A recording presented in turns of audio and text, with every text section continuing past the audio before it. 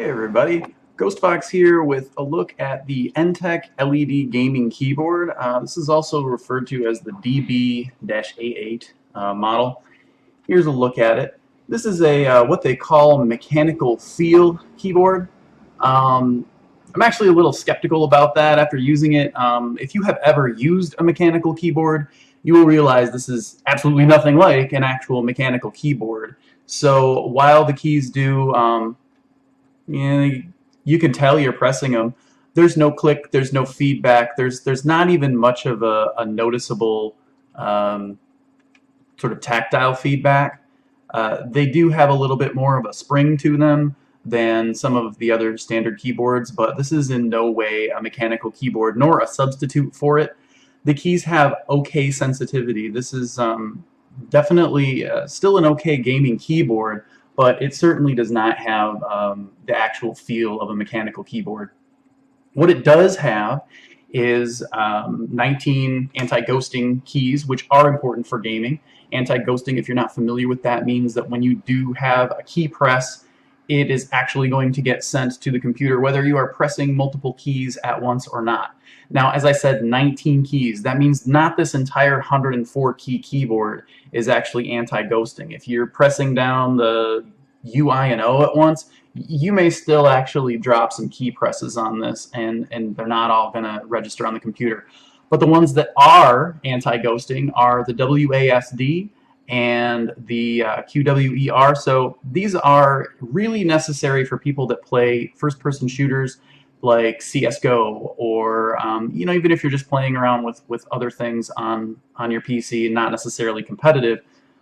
This is still kind of a good thing to have, that anti-ghosting feature. Or League of Legends and Dota 2, things like that. You definitely want those anti-ghosting keys, because if you're pressing down two things at once, maybe only one of those keys actually gets entered and you're missing out on commands, movement, etc. So anti-ghosting is a great feature, and this does have some of that. Now, it's not full anti-ghosting, so you do have to keep that in mind, but you really can't expect full anti-ghosting from a lower-end budget keyboard, which this is an entry-level gaming keyboard.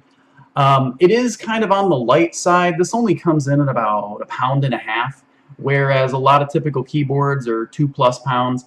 Some of that is plastic. You can see this is a very compact design, but I think a little bit of it is just kind of a little bit of cheapness. Even on this new unit, you can see there are some parts that are kind of rubbed off, and the LED is bleeding through a little bit. So the plastic is kind of thin there. And that's not really like a problem. This isn't, a terrible keyboard by any means. I just want to point out that you can't expect to get super high quality out of something like this. You need to kind of know what it is and what it isn't.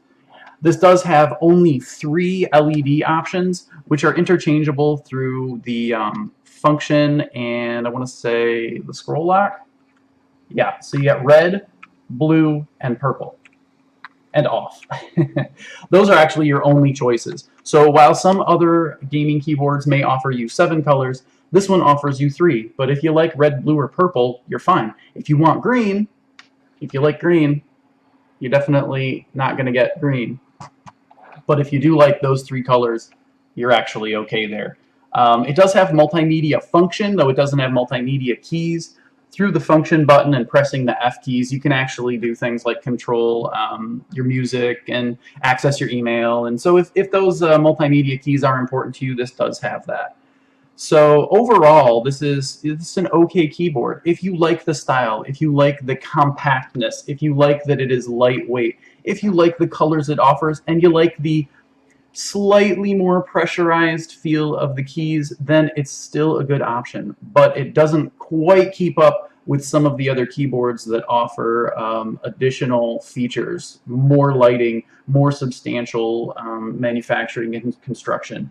It does have, the legs. It doesn't have a rubber guard here to prevent sliding, but it does have an anti-slip spot right here on the front end.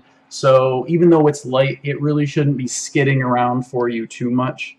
But yeah, I think that's about all I can say about this particular keyboard.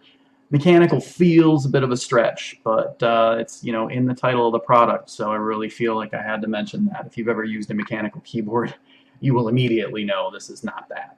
So that is the EnTeck DB-A8 gaming keyboard. If you like this video, go ahead and give me a thumbs up or a like and let me know if there's anything else you guys want to have reviewed. As always, for more information on gaming, tech, and gadgets, keep an eye on the blog at ghostfoxtech.com. Thanks a lot for watching.